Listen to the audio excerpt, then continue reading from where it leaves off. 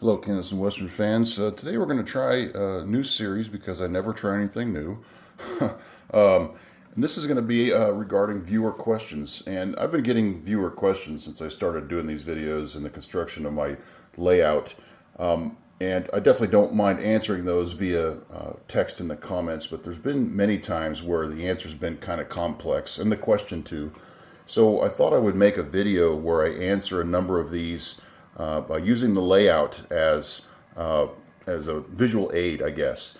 Some of these questions aren't going to be answerable on the layout because they're a little bit more conceptual, things of that nature. So I'll probably move over to my computer for those so I can pull up a website or some photos of some things that don't exist on my layout. But this post a couple nights ago did yield 3 questions.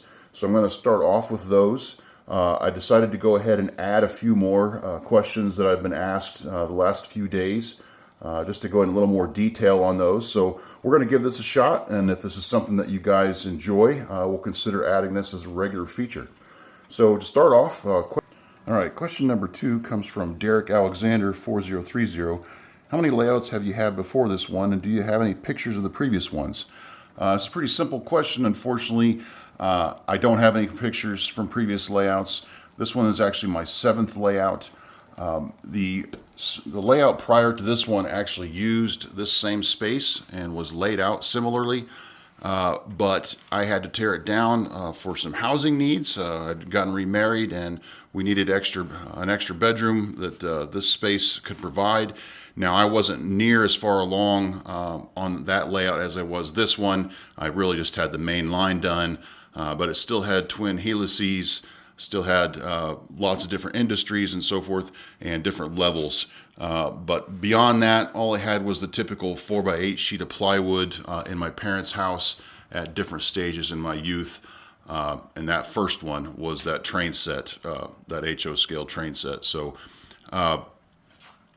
I guess that's a pretty simple answer. Sorry, no pictures, but we're trying to do better on that now with this channel.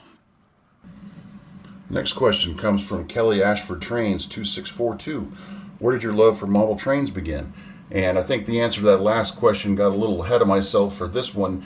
My love of trains began when I was 7 years old, and I received my first HO scale train set from Tyco. Received that from my folks for Christmas.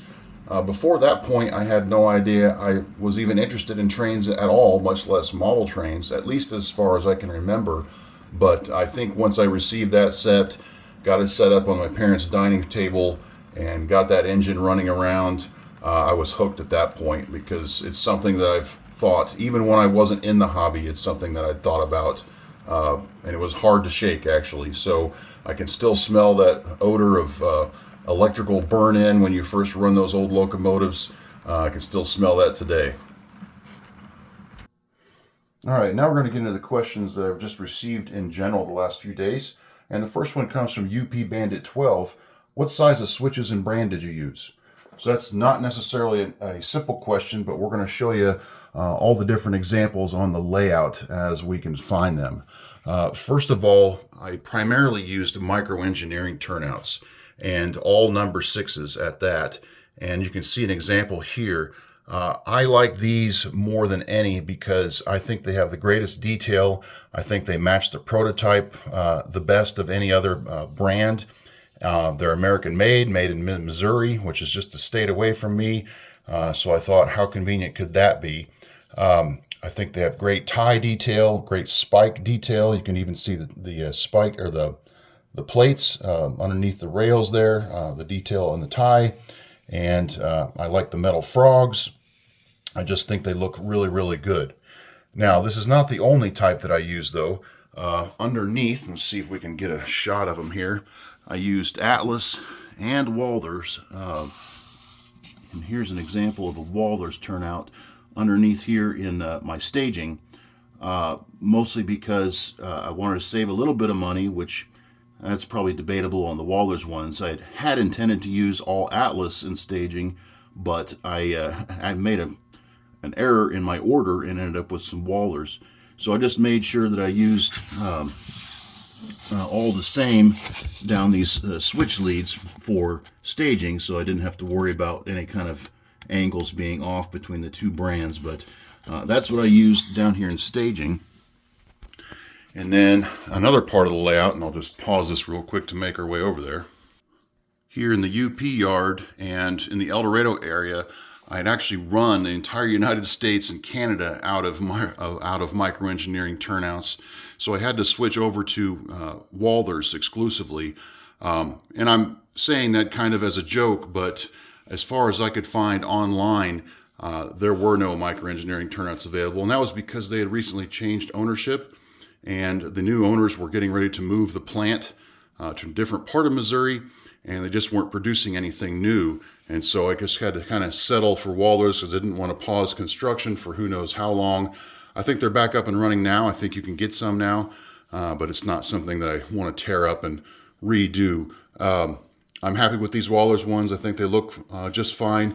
I'm not totally thrilled about the long points because you can see here that there's no connection. I mean, they're solid rails, so you're not going to worry about electrical conductivity, but they're kind of springy. So I haven't had any issues there, but I have heard that that's a complaint with others. And the tie separation seems like it's quite a bit more than the microengineering, which is the flex track you see here in the foreground. But you know what? I'm going to get over that. I'm not going to worry about it.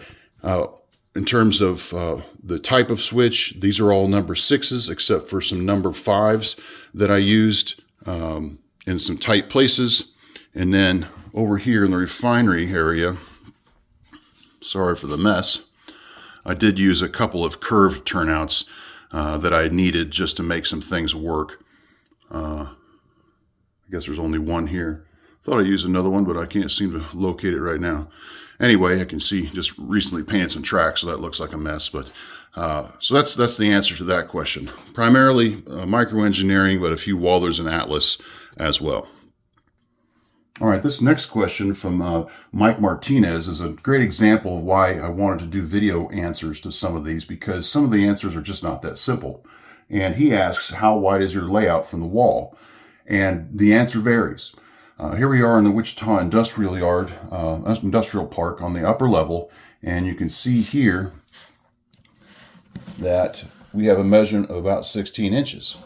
But then right below that, we're going to try to do this with two hands, so forgive me if it's a mess.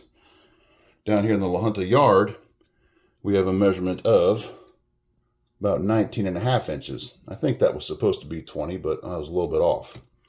Now, over here, this is the Charleston elevator area. We've got a measurement of right about 12 inches. And that's what happens when you touch live track with a tape measure. Anyway, moving on. Down here in Lamar, we've got a measurement of 12 inches from the wall, which is the same as above. And that's because the reason for the difference in height is so that I can work underneath without necessarily bumping my head from above. So that's the point of that. Now here you can see in La Junta Yard, where we have the engine facility, it does bend out a little bit. And the reason for that is we've got an open space in the aisle here, so I can have it take up a little bit more space. Whereas through the aisle, or this narrow hallway here, I was trying to maintain a certain level of space so people could move around from each other. We're going to go ahead and just measure that for you, if I can do that.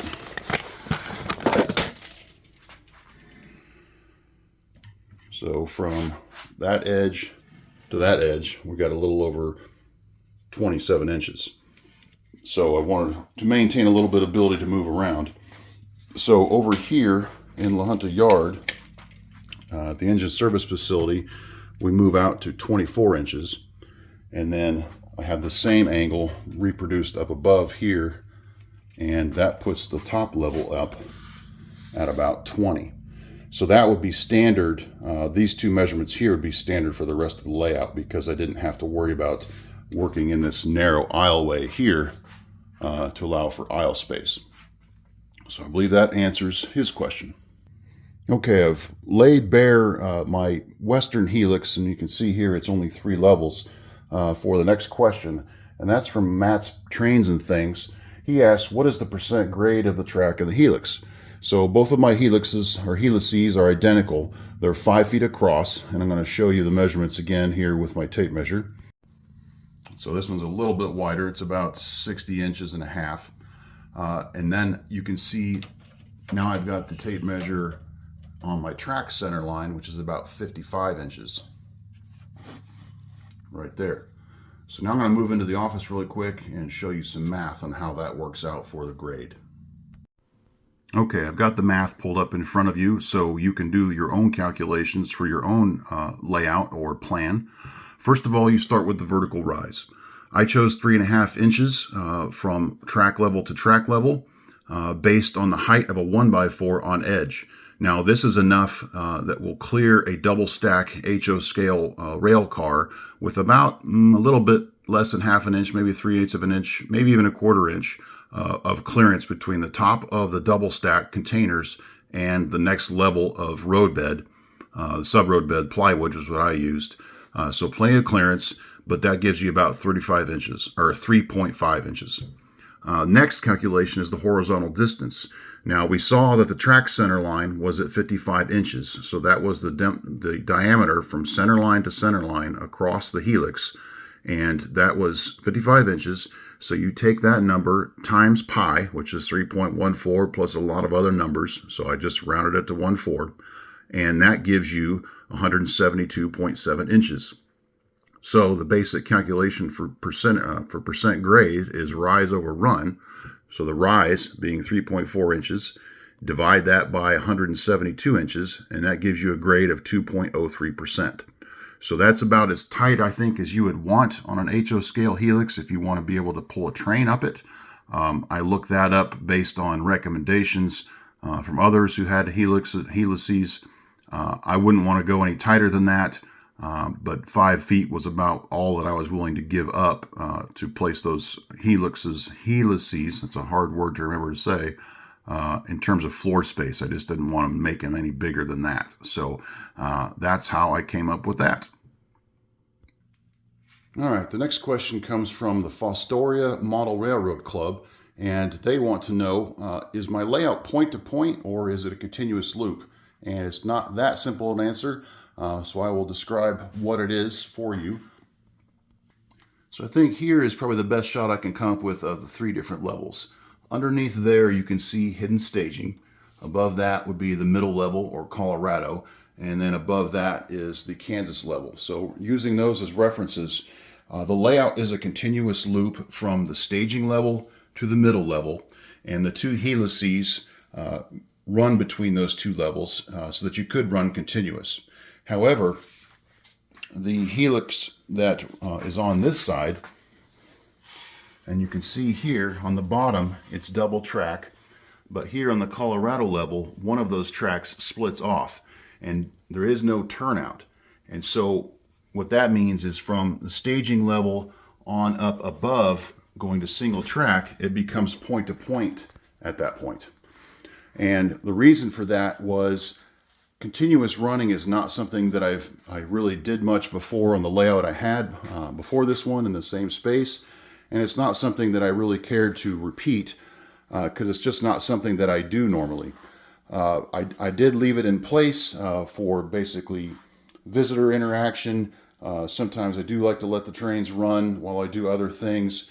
But on the upper level, I really wanted to reproduce the prototype, especially when it comes to El Dorado, because in reality, the run from Wichita to El Dorado is out and back. It does go from Wichita to El Dorado where it terminates and then has to run back. And I wanted to reproduce the prototype in that fashion. So I hope that answers your question. Continuous loop from the middle level down to staging, but then point to point from staging on up to the upper level. All right, this next question is regarding the refinery, and that's from Andy Gerber 4624. Will the refinery have an inbound and outbound track? Just asking because some places would have a crew drop off and pick up like an interchange location, and then have a switcher do the local in-plant switching. So I think this is in relation to the track planning video I just did on Friday about this area, or on Wednesday. So what we have here is these first 2 tracks actually serve a loading terminal, and then these two middle tracks are the yard for the refinery. These serve as the inbound outbound tracks for the refinery, and I did a video, an operations video on this several months ago. I might refer to that in the description, but it shows you how this works. So here you have the El Dorado yard, and a local comes from Wichita down this middle track and then uses the yard to maneuver and does switching for these industries here on the wall for El Dorado. But then it will also deliver any cars needed, which would all be empties, to the El Dorado yard, or the refinery yard. At that point, it's up to the refinery switcher to place those cars either on the loading rack tracks or over here on the coker unit track, which is what this final one is here. And then it would also be the switcher's job to put loaded cars back here into the yard, the refinery yard. Losing my words here. And then it would be up for the local to pick those loads up and deliver those back to the Wichita yard. So that's how that works. I hope that explains your question. And then one final question today, again from Derek Alexander 4030.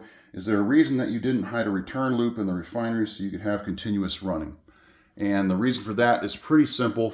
I wanted to fill as much of this space with refinery structure as possible. Because I really wanted this to be a large industrial complex. They really are quite dizzying to see in person with pipes running in every direction. And it's just something, it's just a feat of engineering that's kind of hard to understand if you're not in the industry. But I wanted to fill that up. Now, obviously there is a room for a loop.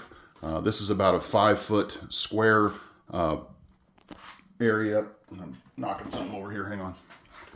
A 5-foot square area. We just did the measurement on the helix below and learned that it was 5 feet across, if I can find the gap here. The diameter of the helix there is 5 feet. So that's what I have for a topper. So definitely enough to make a loop, but that kind of refers to the previous question about continuous running. That's not something I was interested in. So I didn't want to have to worry about cutting off, my nose despite my face, I suppose. I didn't want to have to allow space around the edge of the refinery for that loop of track to go back around. So that's why I just continued on with the plan to do point-to-point operations. And I have done some operations on these tracks. It works very well. It's similar to the prototype, which is what I was going for. And so that's why I didn't add that loop. Okay, I guess that's it for questions today. A lot of great questions. I appreciate everybody's participation, whether you knew you're going to participate in this video or not. But if you guys get something out of this, I'll do this again. And no, I'm not going to show you the river yet. Almost there. But I guess that's it for now. So thanks again. We'll see how this goes. And you guys have a great weekend.